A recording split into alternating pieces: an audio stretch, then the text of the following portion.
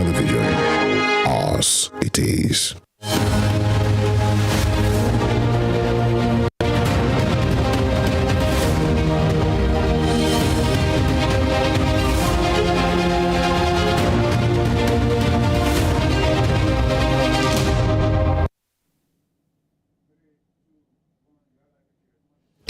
The DSS reveals plot by key players to install interim government and stop Bola Tinubu from being inaugurated as president. Independent National Electoral Commission (INEC) issues certificate of return to governors and deputy governors-elect. High Court in Akure orders Ondo State government to pay man 30 million naira as damages for gunshot injury suffered in encounter with Amotekun operatives. On the foreign scene, Israeli Prime Minister Benjamin Netanyahu react angrily to comments by U.S. President Joe Biden over his controversial judicial reform plans. Good evening. This is News at 7 on Western Spring Television. My name is Femi Olanikpekun. The Department of State Services, DSS, says it has confirmed a plot by some key players to install an interim government and stop Bola Tinubu from being inaugurated as president. This is contained in a statement by DSS spokesperson Peter Afunaya. He said the service considers the plot being pursued by entrenched interest as not only an aberration, but a mischievous way to set aside the constitution and undermine civil rule, as well as plunge the country into an avoidable crisis.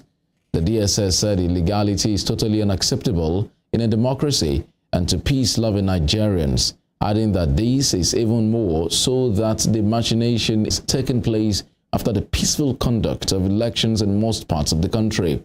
There have been agitations for the president-elect not to be inaugurated on May 29, 2023, based on complaints by his opponents on the presidential election.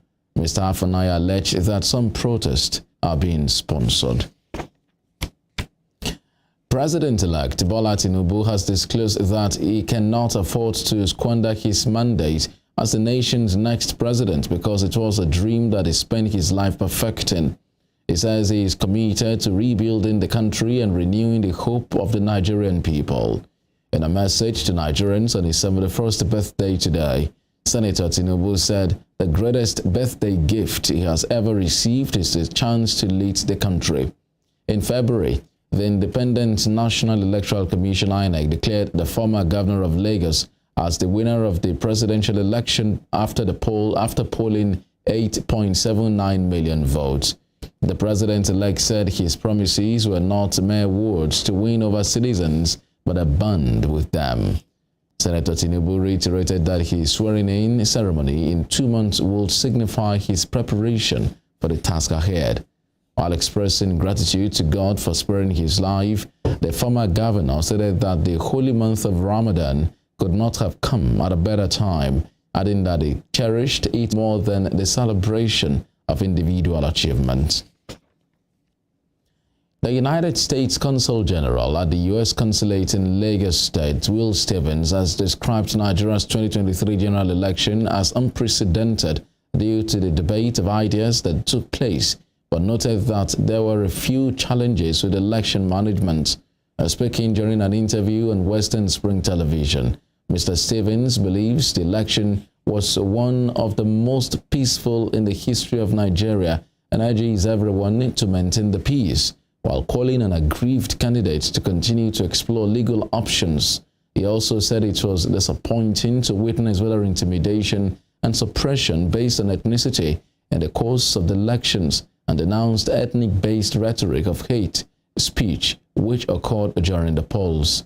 The U.S. Consul General called for improvements with voter turnout and efficiency of technology. No place for that in a democracy. There's no place for any sort of ethnic-based rhetoric, hate speech. It's just there's no space for that in a democracy, and it's quite upsetting, and we've been very clear about that.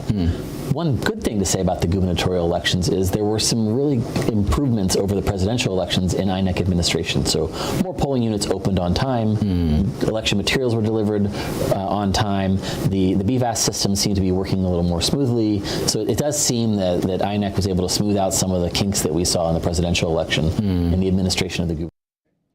The Independent National Electoral Commission, INEC, today issued certificates of return to governors and deputy governors-elect across the country.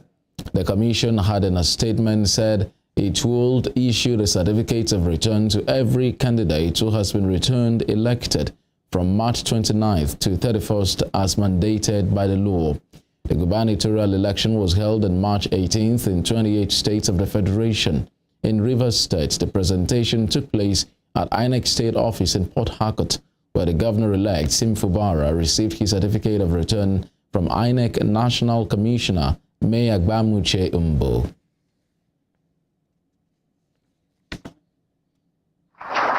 Is a manifestation of that belief. Is 33/33, 2/2. I believe you understand what I mean. I will not end by not assuring the Rivers people that the development they are recording by our principal, we will continue with it. We will ensure that though the bar has been raised for us, we will also raise the bar for whoever is going to take over from us. That we have just started. We solicit for your. As the crisis rocking the People's Democratic Party, PDP, seems to have reached the boiling point, attention has been drawn to the trend of aborted tenures of its national chairman. This comes as the party continues to reel from its performance at the just concluded presidential election. Emmanuel Ujadegele has more on this story. In keeping with its now infamous tradition of truncated tenures of its national chairman due to internal crisis and litigation, the People's Democratic Party (PDP) has again seen the abrupt end of another chairman. This time, Benue indigene Senator Iyorchia Ayu is a casualty, following in the steps of Uche Secondus, Ahmed Makafi, Alimodu Sharif, Bamanga Tuko, and others. Senator Ayu's travels began in the aftermath of the presidential primaries of his party, which produced Atiku Abubakar. That exercise put Senator Ayu at variance with Rivers State Governor Nyesom Wike, who lost at the primaries and subsequently formed the G5 group, demanding the resignation of the PDP chair and accusing him of corruption. I will say it. If anybody feels hot, let him go to court and challenge me. Nobody will lead me to a campaign. A man who is corrupt. I have challenged you. You are corrupt and you are corrupt and you cannot lead me to any campaign. I will not. Rivers State will not. Whether they like it or not, you cannot lead us to a campaign. You is corrupt. I went to Benue State. You have not said 1 year in the office, and you are fighting corruption. How do you fight corruption? I asked you. You took 1 billion naira. I told you took 100 million naira. I told you took the money that we realized for the primaries. You sue me. You do what? Sue Wike. You are building a university in Benue State. For you have not gotten to 1 year. Assuming you enter office, what will you do? Shame. Despite several calls by the group of 5 aggrieved governors, Senator Ayu insisted only the National Executive Council of his party can remove or ask him to step down. But in March 2023, the PDP national chairman was restrained by a high court in Benue from parading himself as chairman of the party, barely 48 hours after he was suspended by the party at his ward in Igorov Boko local government. Vote of no confidence and suspension of Dr.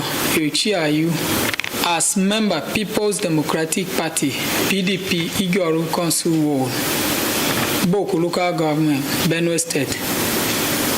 With the underlisted ward executive members of Igorov Ward Boko local government. In view of the foregoing, we hereby pass a vote of no confidence on Dr. Euchia Ayu and suspend him as a member of our party with immediate effect.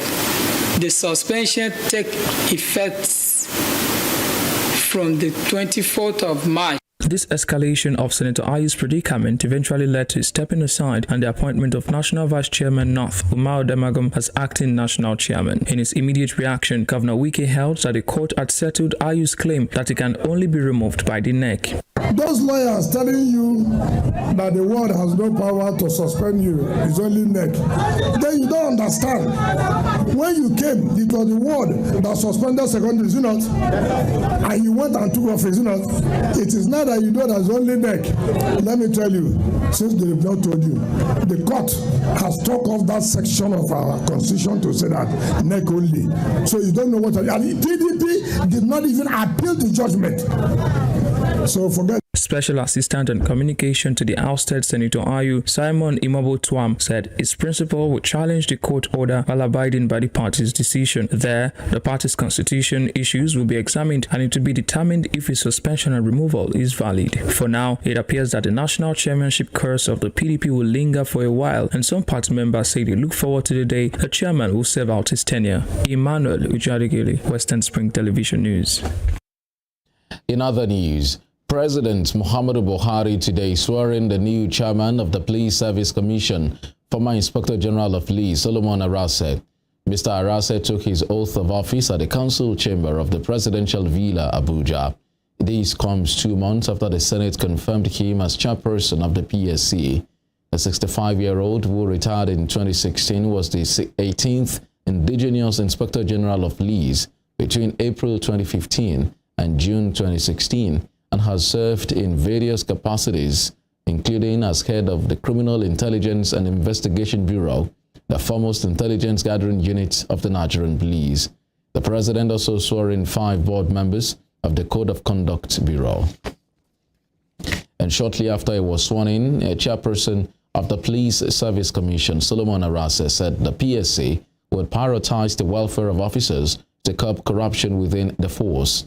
Speaking with State House correspondent, Mr. Arase said to make police officers diligent and perform optimally, their welfare must be taken into consideration.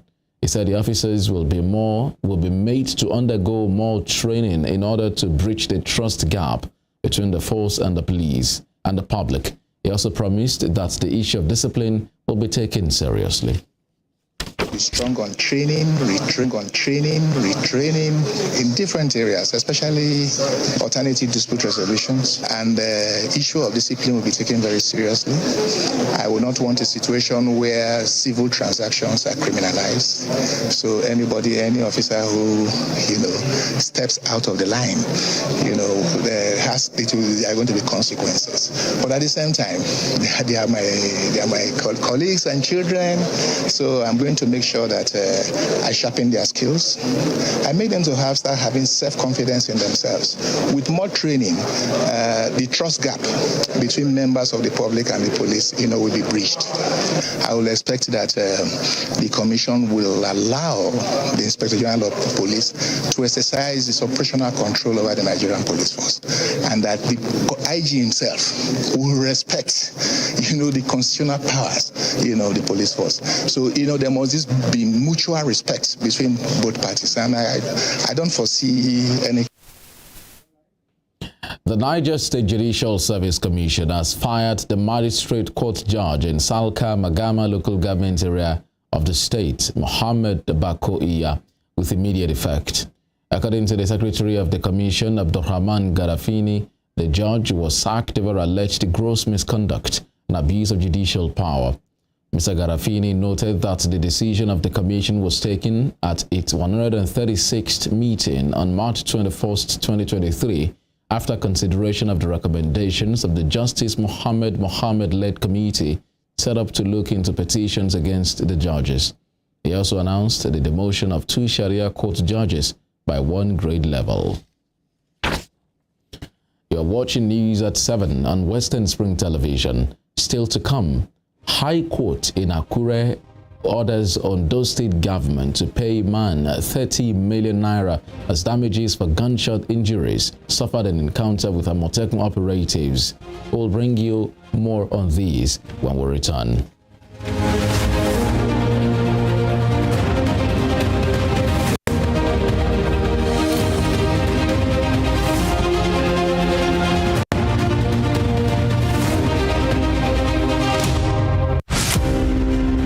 Dramatist, playwright, and icon of Yoruba thematic arts, Duro Ladipo was born December 18, 1931 in Osogbo, southwest Nigeria. His clergyman father christened him Timothy. His other names, Duro Dola, Duro Shomo, Duro Rike, reflected his persona and the circumstances that surrounded his birth. The legendary stage actor had in several public fora identified himself as one of the greatest abikus born to die in this world. Family records reveal how he was born and died 13 times. The intertwining names he bore thus lent credence to his spiritism. Duro Ladipo was one of the best known and world-acclaimed Yoruba dramatists to emerge from post-colonial Africa. His notable works, Obakoso, Obawaja, and Moremi, took him beyond Africa to several parts of the world. By the time Duro Ladipo died on 11 March 1978, Nigeria's first cultural ambassador had acquired a towering image as an artist whose works adorned the frontage of Trenchard Hall, University of Ibadan. Western Spring Television identifies Duro Ladipo as a major character in history. Fumilayo Ransom Kuti was an educationist and advocate of women's rights. She was recognized for her vitriolic comments against colonial policy of taxation as it affected the Nigerian women.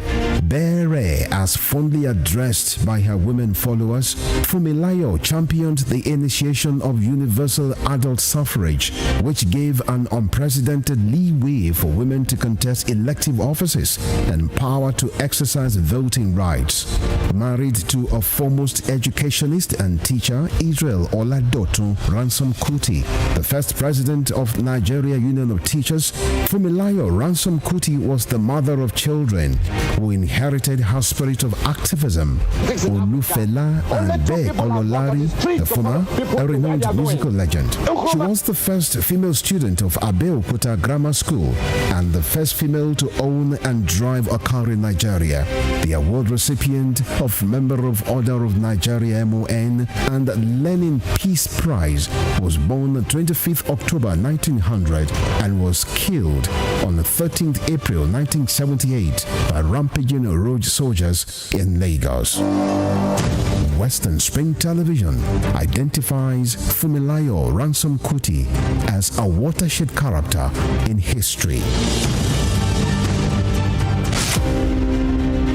Olayinka Herbert Macaulay, politician, nationalist, and journalist, was the first Nigerian to qualify as a civil engineer, surveyor, and architect.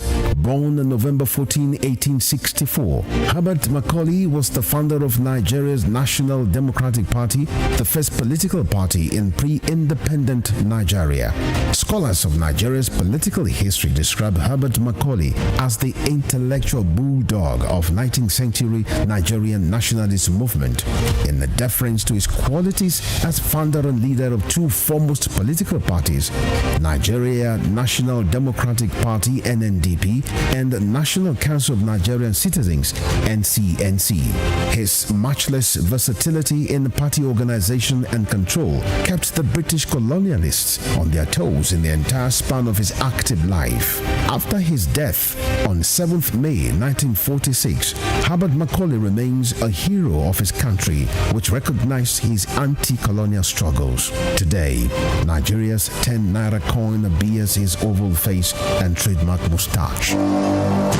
Western Spring Television identifies Herbert Macaulay as a major character in history.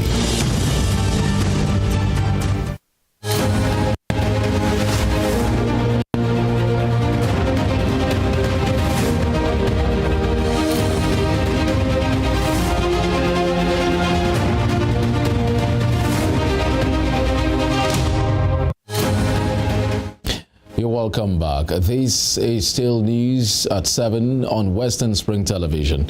A reminder of our headlines. DSS reveals plots by key players to install interim government and stop Bola Tinubu from being inaugurated as president. Independent National Electoral Commission INEC issues certificates of return to governors and deputy governors-elect. High Court in Akure orders Ondo State government to pay a man 30 million naira as damages for gunshot injuries suffered in encounter with Amotekun operatives. On the foreign scene, Israeli Prime Minister Benjamin Netanyahu reacts angrily to comments by U.S. President Joe Biden over his controversial judicial reform plans. An Ondo High Court sitting in Akure has ordered the Ondo State government to pay one Oluwasegun Oluwarotimi the sum of 30 million naira as damages for gunshot injuries suffered in an encounter with operatives of the State Security Network, popularly known as Amotekun Corps. The 36-year-old was an Okada rider when the incident occurred. In the judgment today, the court said illegal shooting at Araromi Street on August 9th, 2021 in Akure by the Amotekun was a violation of the applicant's human right. The victim, who is now an amputee as a result of the illegal shooting, had filed the case before the court. Meanwhile, the House of Representatives summoned the Chief of Army Staff, Farouk Yahaya, and the Chief of Defense Staff, Lucky Rabo, over an alleged attack on a Benue lawmaker, Pam Sokpo. The resolution followed a motion moved by Mark Gwila today. In his motion, Mr. Gwila said the soldiers attacked the lawmaker alongside some other civilians during the governorship election on March 18th. He explained the soldiers stormed Old Ban Hotel, Gboko, in Benue State and assaulted Mr. Sokpo and the others. He also alleged that same soldiers killed 2 persons in an extrajudicial manner. The House resolved that the military heads must provide the identity of the officers. Different reactions have continued to trail the decision of President Muhammadu Buhari to give assent to bills transmitted by the National Assembly to amend the 1999 Constitution. These reports by Emmanuel Jadigele looks at the most talked about bills that were signed and abstained from by the President. The National Assembly had in January transmitted 35 constitution amendment bills to the President for assent. All the proposed legislation met the requirement for assent as provided for in Section 9, Subsection 2 of the 1999 Constitution, including the 5th Alteration Bill No. 6, which provides for the financial independence of state houses of assembly and state judiciary. Also, 5th Alteration Bill No. 16 moves the item railways from the exclusive legislative list to the concurrent legislative list. Like many other Nigerians, a legal practitioner, Prince Ademola Oyedeokun, commends President Muhammadu Buhari. Speaking on Morning Spring, a Western Spring television news and current affairs program, Prince Oyedeokun describes the bills as timely. Signed are forward-looking. It ranges from the teething issues of devolution of power between states and federal governments to entrench true federalism in our polity. Prince Oyedeokun also said that some of the bills assented to will address critical issues and constitutional shortfalls in Nigeria's socio-political and socio-economic space. These include 5th Alteration Bill No. 17, which allows states to generate, transmit, and distribute electricity in areas covered by the national grid, and the 5th Alteration Bill No. 23, that requires the President and governors to submit the names of persons nominated as ministers or commissioners within 60 days of taking the oath of office for confirmation by the Senate or State House of Assembly. And then think of the independence or the removing the electricity power to generate, transmit electricity from the exclusive preserve of federal government and giving it back to states. Any state that desires it now, in an unambiguous manner, can generate electricity, can transmit electricity without any hindrance from federal government. So you can imagine the contribution, power generation by state governments, independence or power or autonomy to create a railway operations. 19 other bills were rejected by President Buhari, and analysts say these bills are also important. For instance, the 5th Alteration Bill number 10 seeks to compel persons to obey or comply with legislative summons, while 5th Alteration Bill number 48 seeks to empower the National Assembly and State Houses of Assembly to summon the President of the Federal Republic of Nigeria and governors of state to answer questions on issues on which the National and State Houses of Assembly have the powers to make law. Former chairman of the editorial board of the Daily Independent, Kami Ademiluyi, says the president missed the chance to write his name in gold. And I thought that bill was vitally important because the country is so badly run, because people can shield themselves from the full glare of parliamentary analysis. The bill was needed 30 years ago. This is one of the problems with the framing of a very defective constitution. That bill should have been in the 1999 bill, just 1999 constitution. The 5th Alteration Bill number 29 seeks to move airports from exclusive legislative list to the concurrent legislative list, while the 5th Alteration Bill number 44 seeks to specify the period within which the President or the Governor of States shall present the appropriation bill before the National Assembly or House of Assembly. President Buhari also did not assent to these two, and Mr. Ademiluyi believes this is an error in judgment. How can you run a functioning economy without fixed appropriation timelines? It doesn't make sense. First of all, it means that you have the fiscal discipline and accountability ready. It means that the process is predictable. It's predictable in terms of the investment climate. The investor knows when a budget is going to be presented, the amount of time that the scrutiny will be done, and the amount of time when the president or the state governor is compelled by law. While commendations pour in for President Buhari's assent to the 16 bills, the Senate has set up a committee to look into its rejection of the other 19 constitution amendment bills. I believe that there is need for us to do further engagement between the National Assembly and the executive arm of government. Let's go through the items, those bills that have not been assented to. What are the issues? Are those issues that we can deal with immediately? We should do our best. Where the issues are too much to handle, I think the next assembly, the 10th National Assembly, should be able to attend to such issues. Emmanuel Ujadigele, Western Spring Television News. On a foreign scene, Israeli Prime Minister Benjamin Netanyahu has reacted angrily to comments by United States President Joe Biden, who urged him to walk away from his controversial judicial reform plans. Mr. Netanyahu tweeted that Israel would make its own decisions, not based on pressures from abroad. It comes after protests this week brought Israel to a standstill, forcing him to pause the proposals.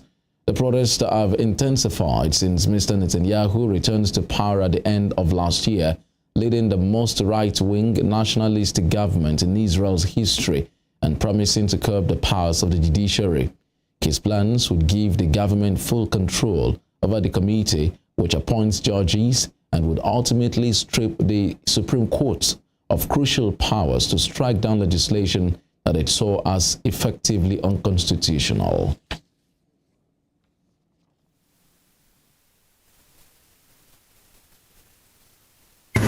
Like many strong supporters of Israel, I'm very concerned. And I'm concerned that they get this straight. They cannot continue down this road. And I've sort of made that clear. Hopefully the Prime Minister will act in a way that he can try to work out some genuine compromise, but that remains to be seen. We're not interfering. They know my position. They know America's position. They know the American Jewish position. President Tsai Ing-wen has maintained that Taiwan has every right to connect with the world as she embarked on a diplomatic mission to Central America today, which will include transit in the United States that has already been condemned by China. Tsai departed Taiwan today for a 10-day trip in which she will make stopovers in New York City and Los Angeles on either side of official visits to Guatemala and Belize. President Tsai Ing-wen of Taiwan is heading to the U.S., laying out a diplomatic agenda to strengthen ties with the West. She is expected to meet Speaker Kevin McCarthy next week, risking a show of force from China, which opposes any such exchanges. External pressure will not hinder our determination to go global. We are calm and confident. We will not succumb, and we will not provoke others. China, which claims democratically ruled Taiwan as its own territory, has repeatedly warned U.S. officials not to meet Tsai, viewing it as support for the island's desire to be seen as a separate country. Besides going to Guatemala and Belize, transiting through New York, first, and Los Angeles on the way back. Though not officially confirmed, she is expected to meet McCarthy while in California at the end of a 10-day trip. Tsai says external pressure will not hinder their determination to go to the world at Taiwan's main international airport at Taoyuan, in a veiled reference to China, stating further that they were calm and confident and will neither yield nor provoke. Meanwhile, Tsai is due to arrive in New York early Wednesday afternoon. Speaking in Beijing shortly before Tsai left, Xu Fenglian, spokesperson of China's Taiwan Affairs Office, said Tsai's transits of the United States were not just her waiting at the airport or hotel, but for her to meet U.S. officials and lawmakers. Fenglian stressed that if Tsai has contact with U.S. House Speaker McCarthy, it will be another provocation that seriously violates the One China principle, harms China's sovereignty and territorial integrity, and destroys peace and stability in the Taiwan Strait. To these, the firmly oppose and will definitely take measures to resolutely fight back, Xu said without giving details. We urge the U.S. to strictly abide by the One China principle and the three China-U.S. joint principle and the three China-U.S. joint statements, not let Tsai Ing-wen transit through the U.S. or even contact U.S. officials. Tsai's transits will come at a time when U.S. relations with China are at what some analysts see as the worst level since Washington normalized ties with Beijing in 1979 and switched diplomatic recognition from Taipei. This comes at a time when Taiwan's ex-president Ma Ying-jeou became on Monday the first sitting of former Taiwanese leader to visit mainland China since the Communist Revolution in 1949 at the end of a civil war with the Communists. Ma said he hoped to bring about peace and improve relations. The former leader was in office from 2008 to 2016. Taiwan's leading DPP criticized Ma for going on Monday, saying it was inappropriate given former longtime Taiwan ally Honduras has ended its decade-long diplomatic relations with Taiwan in favor of ties with China, prompting Taipei to accuse Beijing of using coercion and intimidation to lure its few remaining allies. The Honduran Foreign Ministry said on Saturday that the government of Honduras recognizes the existence of just one China in the world. Although Ma is not scheduled to meet any senior Chinese officials while there, the head of his foundation said last week it will be at his host's disposal if they do arrange such a get-together. Taiwan is China's most sensitive territorial issue and a major bone of contention with Washington, which, like most countries, maintains only unofficial ties with Taipei. However, the United States government is required by U.S. law to provide the island with the means to defend itself. The United States says such transits by Taiwanese presidents are routine and that China should not use Tsai's trip to take any aggressive moves against Taiwan.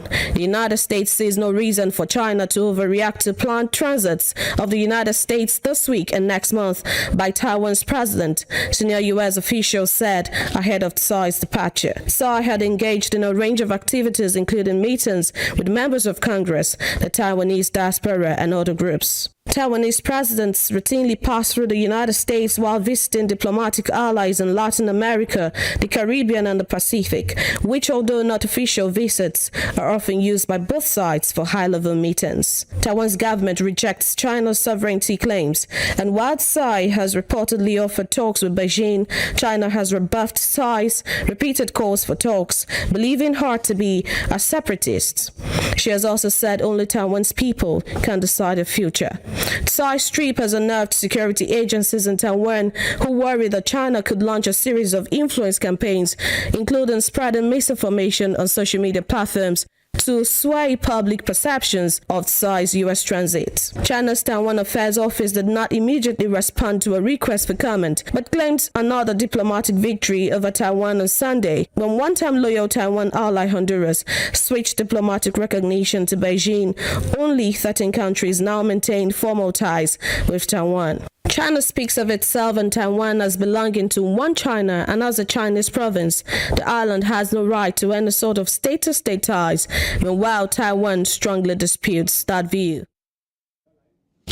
In the meantime, King Charles has traveled to Germany with Camilla, the Queen Consort, for his first trip abroad since becoming British monarch. Charles and Camilla have been welcomed with full military honors at the Brandenburg Gate.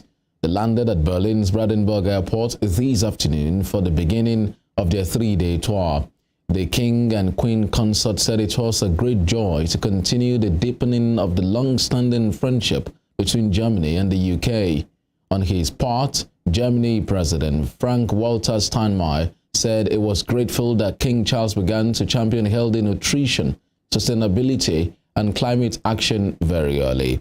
They were due to visit France last weekend, but the trip was postponed because of ongoing pension protests. Ladies and gentlemen, I'm grateful that King Charles began to champion healthy nutrition, sustainability, and climate action very early on. We are all benefiting today from Your Majesty's convictions.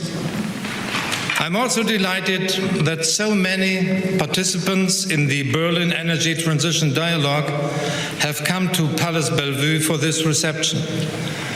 The energy transition is a global task, and we will only succeed in achieving sustainable economic activity and protecting our planet if we work together.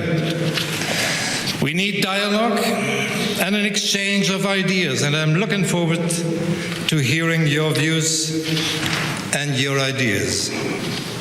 How far we have already traveled along the path towards a sustainable and climate-neutral industrial society, how much is already happening, both on a large and on a small scale, and what we can still learn from each other, that too should be the focus of our discussions today with you, academics and politicians, managers and entrepreneurs, as well as members of the public. You are quite literally the driving forces behind the energy transition. You are helping to make the world a better place. I would like to thank you most sincerely for coming here today, and now I'm looking, or Your Majesty, we are looking forward to meeting you. Thank you so much for. The UK government has announced plans to put thousands of asylum seekers in disused military bases to accommodate their essential living needs and nothing more. Immigration Minister Robert Jenrick confirmed plans to house migrants at former RAF sites in Essex and Lincolnshire, despite legal threats from local conservatives. A separate site and private land in Brexhill, East Sussex, will also be used. Mr. Jenrick said Prime Minister Rishi Sunak is showing leadership by bringing forward proposals to use barracks in Catterick Garrison in his own constituency. He told the Commons that the government remained committed to its legal obligations to house the destitute. In Scotland, cruise ships have been used to house Ukrainian refugees fleeing the war. This government remains committed to meeting our legal obligations to those who would otherwise be destitute. But we're not prepared to go further. Accommodation for migrants should meet their essential living needs and nothing more. Because we cannot risk becoming a magnet for the millions of people who are displaced and seeking better economic prospects. South America, outrage is growing in Mexico following a fire at the migrant center in Ciudad Juarez that killed 38 migrants. Unverified footage has emerged which appears to show the moment the fire started at a center run by Mexico's National Migration Institute. Uniformed officials seem to walk away as the blaze erupts in a corner, leaving a group of men behind in what appears to be a locked cell. The men unsuccessfully tried to open the barred door as smoke quickly spreads. Mexico's Interior Minister did not deny the video source when asked about the footage by a Mexican journalist. The minister said the government had access to the video shortly after the fire, but he did not comment about it any further. Still ahead, Central Bank of Nigeria releases exposure draft of the guidelines for change of operating license for banks.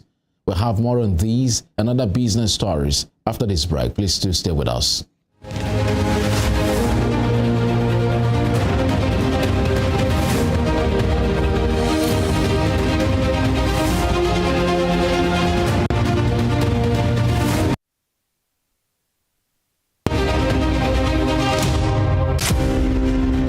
Born 16th September 1923, named Harry Lee Kwan and known as Lee Kuan Yew, he was often addressed by his initials of LKY.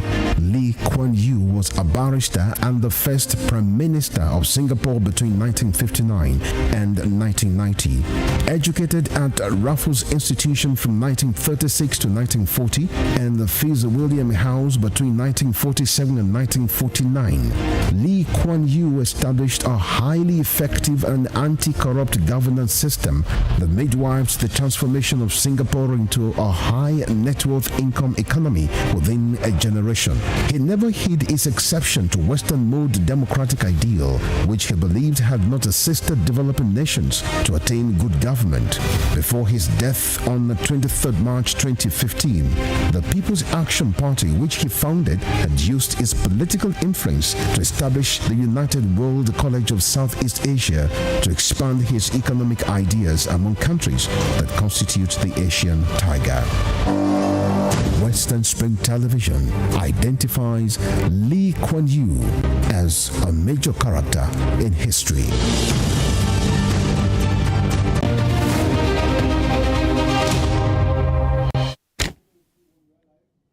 Welcome back. And now to business. Sufficient and constant supply of electricity are indispensable for the economic development of highly developed industrialized countries and states. In this report, Olayinka Ale reviews the benefits and challenges associated with constitutional amendment recently signed by President Muhammadu Buhari, allowing states to generate, transmit, and distribute electricity.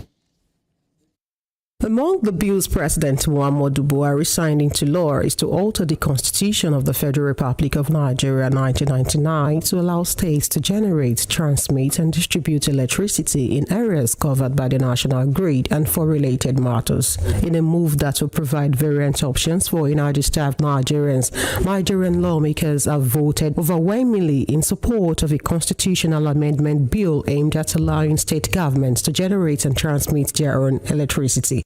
The development are expected to excite business leaders in Nigeria states, most especially Lagos, Nigeria's commercial hub, who play host to over 2,000 industries and about 65% of the country's commercial activities, according to the Osun State chairman of the Society of Engineers, Engineer Abdulwasiu Idowu. Osun State has the capacity to generate, transmit, and distribute electricity because the state is covered by national grid.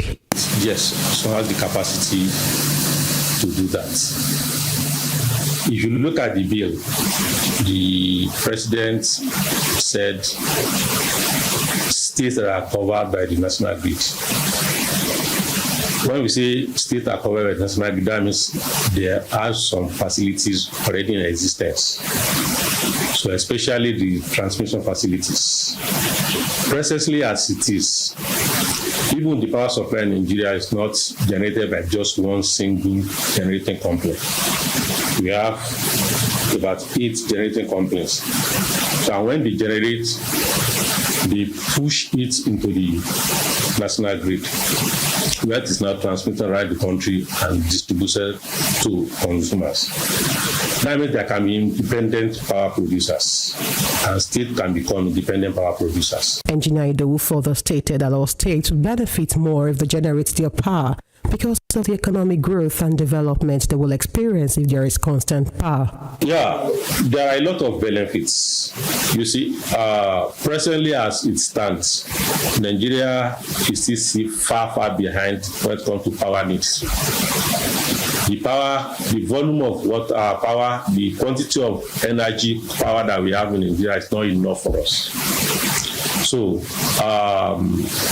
if states can come up, it might be little, but by the time you put little things together, it becomes big things. It will automatically increase the availability of power in Nigeria. That means there is more power, there is more development, there is more economic growth. There can be economic growth and development if there is no adequate power supply. All the countries that we think are advanced countries of the world, go and look at their per energy consumption. So, if states can come up, it will increase the available energy in Nigeria. It is even a source of revenue for the states. Nobody consumes energy for free. That means states have become power producers and they're going to get money for it. A businessman, Mr. Kinjide Kolawole, said he believes it is going to enhance the electricity development of the state and it will boost the economy of the state. It's going to enhance the supply of electricity to the citizenry of every state, because the electricity we are using presently is not enough. It will be on and off, and it's affecting the economy of the state in general. So, as regards this, if it can be signed into the law, the state should embrace it so that it will enhance the electricity. Similarly, Mr. Matthew Adidokun, who spoke in Yoruba language, stated that generating, transmitting, and distributing electricity at the state level will boost the economy of each state. So, all help wa láti máa níná sí ju tàtẹ̀yìn wa lọ. So, àǹfààní tá a máa jẹ níbẹ̀ ó pọ̀ ju kí àwọn àlàbà federal government lọ. So, tí state bá dá wà àǹfààní pọ̀ ńbẹ̀. So, iléeṣẹ́ tán àwọn èèyàn á dá iléeṣẹ́ lẹ̀ tẹ́ pé iléeṣẹ́ yẹn tó máa dá sílẹ̀ sódà táwọn yóò lè tí wọ́n lè máa lọ bá pé ẹjọ́ ládùúgbò àṣẹ̀dá iṣẹ́ mẹ́rin ẹjọ́ tí ká máa rí náà yẹn lò. So, àǹfààní pọ̀ ńbẹ̀ ju káwọn àlàbà federal government lọ. Nigeria's grid has an installed capacity of roughly 12,522 megawatts, but due to poor infrastructure, it is only able to deliver around 4,000 megawatts most days, according to the U.S. Agency for International Development. Olayinka Ali, Western Spring Television News. The Central Bank of Nigeria, CBN, has released an exposure draft of the guidelines for change of operating license for banks and other financial institutions. This is contained in a circular by Director of CBN's Financial Policy and Regulation Department, Chibuzo Efobi. According to the guidelines, any eligible bank or OFI applying for conversion are prohibited from expanding or reducing its current banking network, pending when the application is determined. The Apex Bank also said such financial institutions must not roll out new products and services, carry out any new strategic banking activity, take any business decision after the conversion process has commenced, except in line with the bank's conversion strategy submitted to the CBN. They are also not allowed to engage in any banking activity specific to the proposed new license. For conversion, the CBN said the institution must have been in operation for at least 5 years.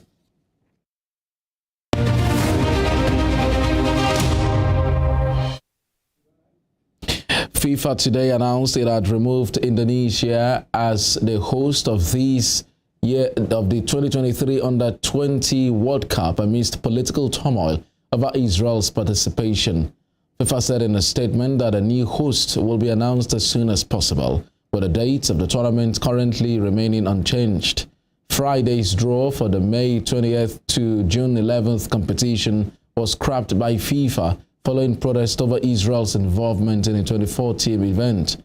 In a statement, FIFA said Indonesia would no longer host the tournament due to the current circumstances without specifying details. Indonesia and Israel do not have formal diplomatic relations, and support for the Palestinian cause in the world's most populous Muslim majority nation runs high, fueling local opposition to hosting the Israeli team. In the meantime, Tottenham Hotspur managing director Fabio Paratici may have to step away from his role after FIFA extended his ban in Italy to worldwide. Paratici was given a 30-month ban in January after his former club Juventus were found guilty of false accounting. The 50-year-old was sporting director and managing director at Juventus before joining Tottenham in June 2021. Paratici and Juventus have both appealed against the decision. Paratici's initial ban only applied to Italian football, meaning he was able to continue working at Tottenham. The extension of the ban coincides with Tottenham's search for a new manager following the departure of Antonio Conte. Marcus Rashford has rubbished the report claiming he wants more than £500,000 a week to stay at Manchester United. Rashford is approaching the final year of his contract and says he and the club have been respectful about his future. He wrote in a post on Twitter that his focus is purely on finishing as well as possible in the league and winning trophies. Fulham manager Marco Silva and striker Alexander Mitrovic say they regret their actions and have apologized to referee Chris Kavanagh following their red cards at Manchester United. Silva was charged with abusive behavior towards match officials after the 3-1 FA Cup quarter-final loss. Mitrovic was charged with violent and improper conduct after his straight red card for pushing referee Kavanagh. In a statement, a 45-year-old Silva said he regretted what happened and has spoken to Chris Kavanagh to apologize. And that's all at this hour. But before we go, here is a recap of our major stories. The Department of State Services DSS says it has confirmed the plot by some key players to install an interim government and stop Bola Tinubu from being inaugurated as president.